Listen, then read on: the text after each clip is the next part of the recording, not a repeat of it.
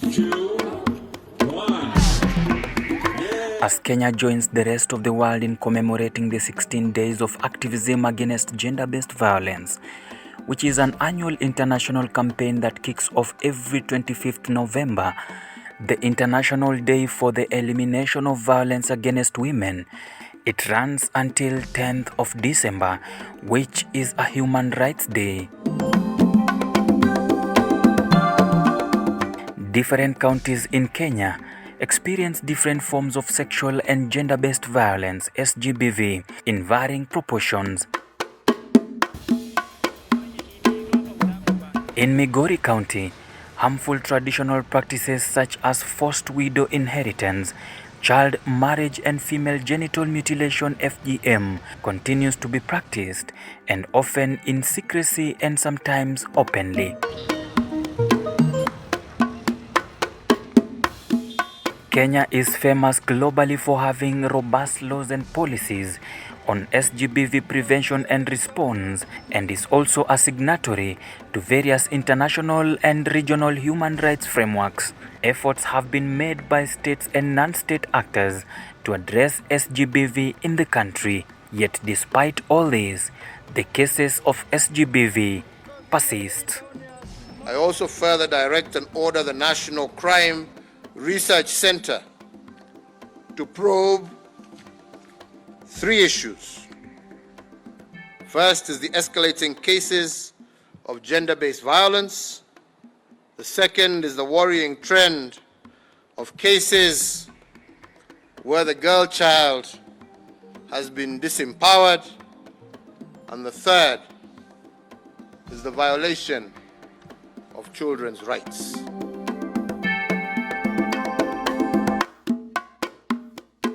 In Mugango village, Iganati, Kuria West in Migori County, we meet a family that is struggling to put food on the table, but at the same time, they don't know if they will get help after their daughter was defiled by someone she could call an uncle. Sexual violence such as rape and defilement is rampant with women and girls of low education status and those economically dependent on their male partners or relations mostly vulnerable to SGBV, which is mainly perpetrated by men. Meet Charity, not her real name, a 14-year-old girl in class 6. Charity narrates her latest encounter with her uncle, who threatened her after defiling her several times. Mimi, mama aliniambia eti niende kusenya. Sasa vile nienda kusenya, ule mzee akaniambia hivi. Mzee mgani? Gisiwao. Anaitwa? Gisiwao. Akaniambia hivi eti nimfuatie panga. Sasa ninaenda kufuata panga. Kutoka nje nikamkutana kwa mlango. Akanishika akanipeleka kwa nyumba yake kwa kitanda. Akanitoa nguo zote akaanza kufanya kenye anafanya. Akasema mimi acha niwaambie ukweli, si wawe ananipeanga pesa alafu anaenda kunifanyia tabia mbaya. Nikamuuliza amekupea pesa mara ngapi? Akasema Charity never knew she was infected with HIV until when her parents presented her to the hospital for checkups. Revelations from her mother shows that the man named Kisawawe was at the same time defiling Charity and her friend. Huyo msichana akaenda akaitwa akakuja. Huyo msichana pia naye alikuja wakamuoji kando na huyu. Akatuambia unajua kwa Kisiwawa, akasema yeye umeshawahi kwenda? Mimi sijawahi enda huko. Atakutuambia ukweli kama umeshawahi kwenda kwa Kisiwawa. Huyo mtoto naye akaeleza. Akasema yeye kuna siku yenye nilipita ninaenda kwa kina. Huyo Kisiwawa akaniita, aliponiita akaniambia njoo nikutume. Aliponiita nikaenda, aliniingisha kwa room.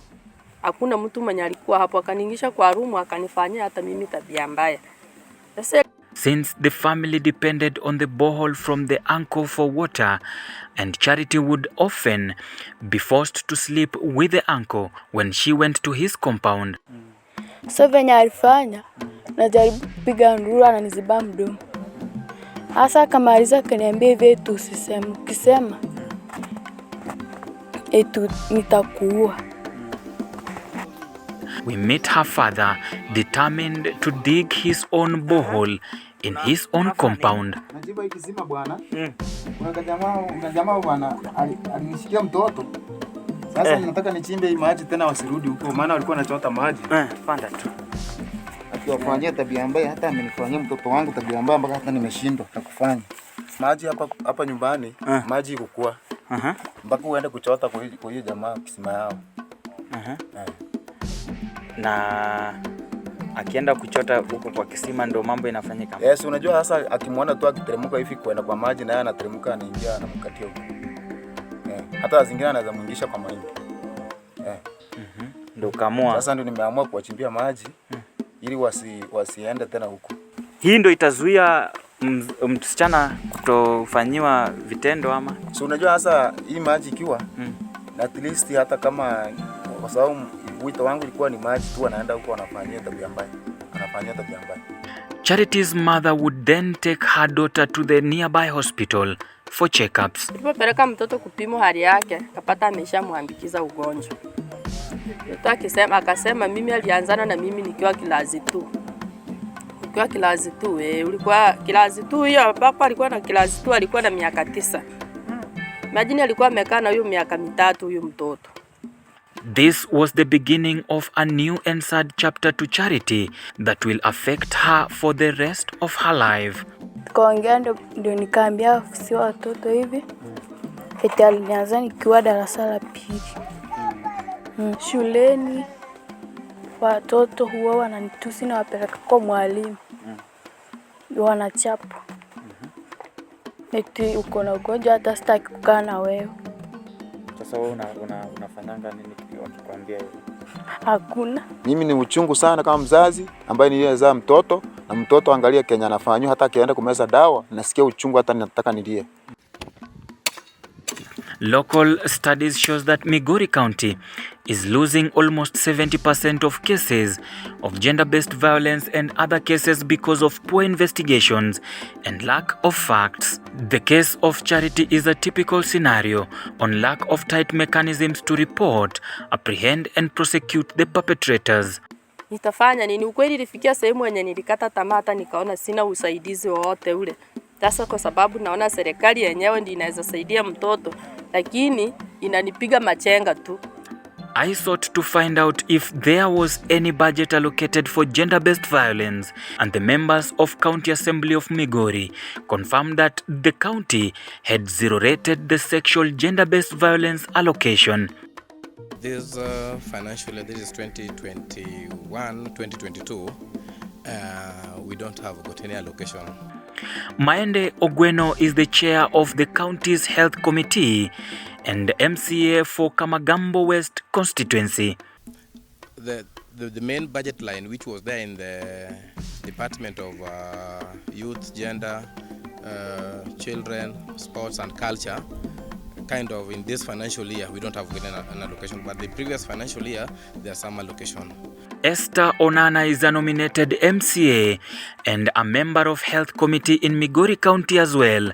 She is agitated by how her efforts are being watered down on sexual gender-based violence.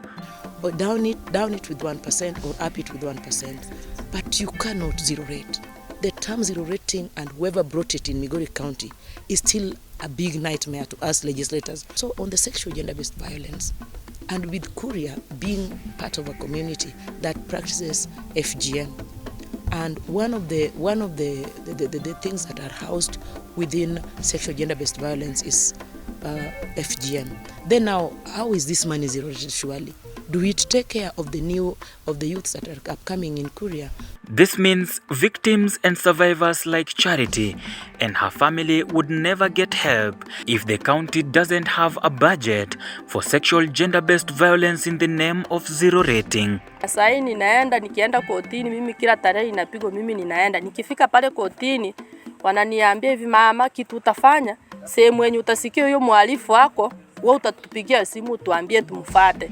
Sasa mimi najaribu kuwauliza, mimi nilishika mhalifu nikaleta hapa, mmemwachilia na mikono yenu ameenda, mimi nitampata wapi tena nimrudishe huko? Susan Muhabi is also a member of County Assembly from Kuria West, the home of Charity who was defiled comes from. She believes that lack of proper public participation from the community has not been achieved to push for adequate allocation of SGBV in the budget. Only that in this last financial year, it was brought to a central place in the county, and we realized it was not working because only 5 people would come from a ward, and 5 people would not really represent the minds of the whole ward.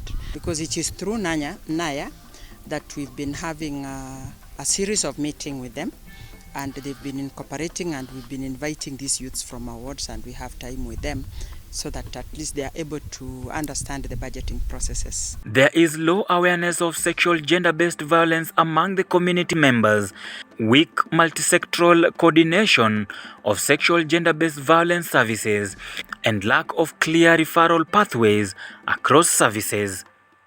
I also sat down with young people from Migori County to identify gaps in the health sector on allocation of the budget that hinders sexual gender-based violence allocation. As young people, we have had a challenge, especially with access of information, county documents, the budget documents. Some of the budgets are posted on their website, which in the end some of the officers will claim are not the original documents. Some of the time when you go to the offices, they will say they only have one copy of the document, which is hard to get, unless for young people like us who are attached to NAYA, who have learned, at least known a few people, a few clerks in the assembly who we can access, but access to information is difficult, especially in our county. For public participation, it is a challenge because public participation will be done, but the dates that are offered are often changed last minute. The venues are shifted last minute, denying a lot of youth the chance to participate in these forums and give out their views. So I feel that is why most of our issues as young people are often left out, because we don't have information, and even that information, when you get it, unapata hukupatiwa the correct information. The Network for Adolescent and Youth of Africa, NAYA Kenya, and other stakeholders were key in the development of the Migori County Sexual Harassment and Gender-Based Violence Policy. The policy seeks, among other things, to give a lifeline to victims of sexual gender-based violence by making available reporting desk and well-trained staffs to assist the victims. For FGM, NAYA decided to choose one of our MCAs, Mheshimiwa Mohabe, to represent our issues on FGM and SGBV, now that she comes from the most affected area, Kuria community, that continues to practice this vice. This is yet to be realized as the family of Charity struggles to get justice due to their poor condition. Serikali iko na usaidizi gani na watoto wadogo kama hao? While, money follow functions. And if function on SGBV is one thing that takes place in every year. Like in December, the community, the Kuria community, with all due respect, they bring in their girls so that they put them through the so-called rite of passage through FGM. So if we know that it is their practice and we are fighting it, that until even the partners have come to help us fight it, how do I, a legislator, a representative of the people, I know my people are in Kuria East and West, how do I zero rate? How in my normal senses, how do I zero rate a budget? So the issue of zero rating a budget, it is a double-edged problem that must come clear, very clear from the county assembly side, and even the executive, and even the Senate. Let me add in the Senate.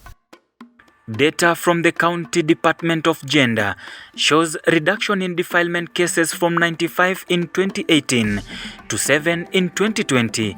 Domestic violence incidences rose from 5 in 2018 to 31 in 2020, while child marriages reduced from 43 in 2018 to 34 in 2020. Data released by Children Protection Information Management System revealed that 2,944 persons in the county had suffered SGBV between 2019 and 2020. So NAYA supported in development of the multisectorial linkage tool, and so with that tool we were able to see that so many children at the age, children from the age of 10 to 19, who should be school-going children, are married and other pregnant.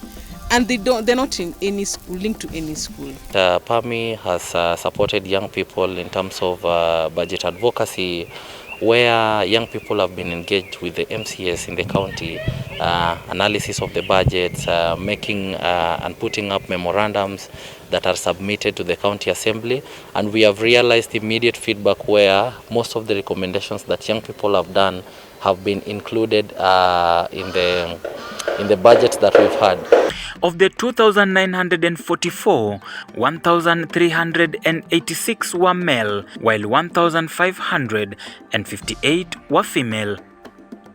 Statistics by the World Health Organization (WHO) further indicates that 66% of girls and boys aged below 18 years have either experienced physical or sexual violence. To add salt on a bleeding wound, 44% of women and girls between age 15 to 49 have either gone through physical or sexual violence. Let's find out. I would encourage that we find as many laws as possible in the county government to guard or to guide our youths. Why am I talking like this? You know, some insinuations come over that, you know, youth has not been fully devolved. I wonder, is it youth the person or youth the age?